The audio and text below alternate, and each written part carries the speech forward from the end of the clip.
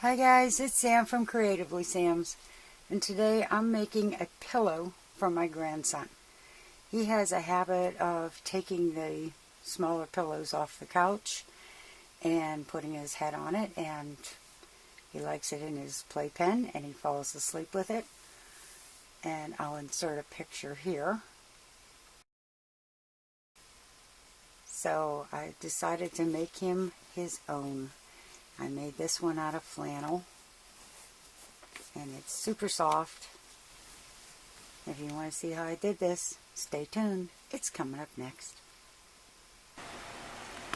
I measured the pillow that's normally on our couch, and the finished size is 12 by 20.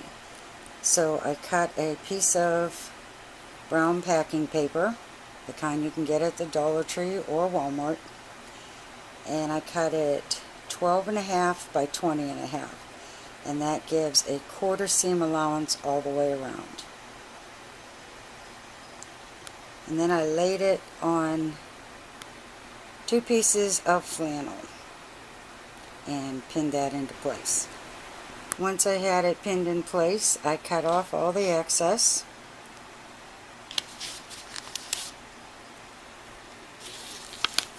And I'm going to pin this all the way around, making sure I leave an opening large enough to get my hand in there so I can stuff it. Okay, I have the fabric right sides facing each other, and it's all pinned together. And this is a little secret that I learned, I think, in my home ec classes. I could be wrong, but if you use a different color pin for your start and stop, you'll be starting here and go all the way around and come back and stop here. And that way you never sew in where you have to get your hand in, and you can turn it right side out. And we're going to go to the sewing machine and get this going. Okay, we're at the sewing machine, and I have this at a 3.0, which is a tight stitch but not too tight. And I'm just going to get going doing a single straight stitch and back stitch to lock it in. And I'm going to go all the way around, and we'll come back when I get to the end. Okay, I'm at the end, and I'm making sure I back stitch, and that locks the stitch in.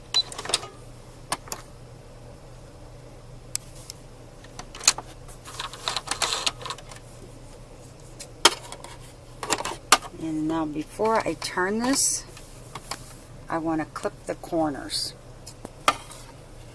And when you clip the corners off, I don't know if you can see how close I'm getting to that stitch or not, but when you clip the corners off, there's less fabric in the corner, and it makes a sharper turn. And I'll be back when I'm done with all that. Okay, I've got all the corners clipped. And I use one of these Dollar Tree containers for my scraps. That way I don't have to get up, it's not laying anywhere, it's just there, and I can empty it when I'm done. Alright, I'm going to turn it right side out, poke the corners out, and start stuffing. And this is where I get my stuffing. These pillows are at Walmart. They're under $3. They're hypoallergenic polyester fiber fill,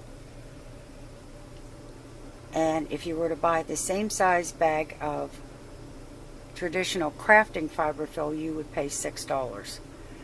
So I cut one end open, and that's what I'm going to stuff the pillows with. And when I stuff these, I try to put the stuffing in the corners first and then fill in the rest. I didn't want to overfill this because I wanted his little head to be able to go down on it. I didn't want him to get a neck ache. So it's done, and all I have to do is close this up. And I'm going to be using a ladder stitch.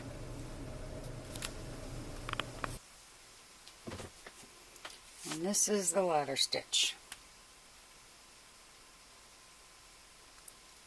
Knot a needle and thread, and you get that knot way down in so it doesn't stick out. And then you want to come up in this seam and you go back into the seam on the other side.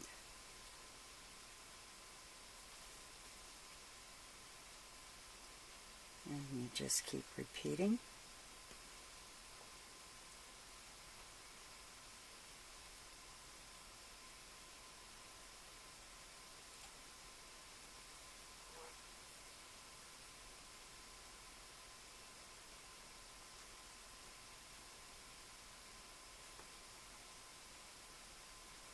You can see how the stitch makes like the rungs of a ladder, and then you just pull it tight and it makes an invisible seam, and you just finish it off to the end and the pillow will be done. Okay, I'm at the very end and I'm just going to knot it.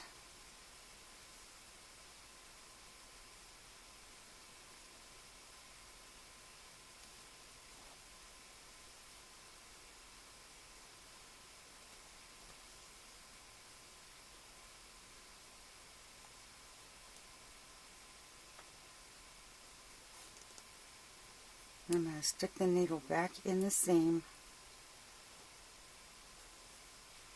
pull it out here, and clip it off. And that way you don't have any tails hanging out. And it's not too bad of a seam, and the pillow is all ready to give it to the baby, and I can't wait to see what he does with it.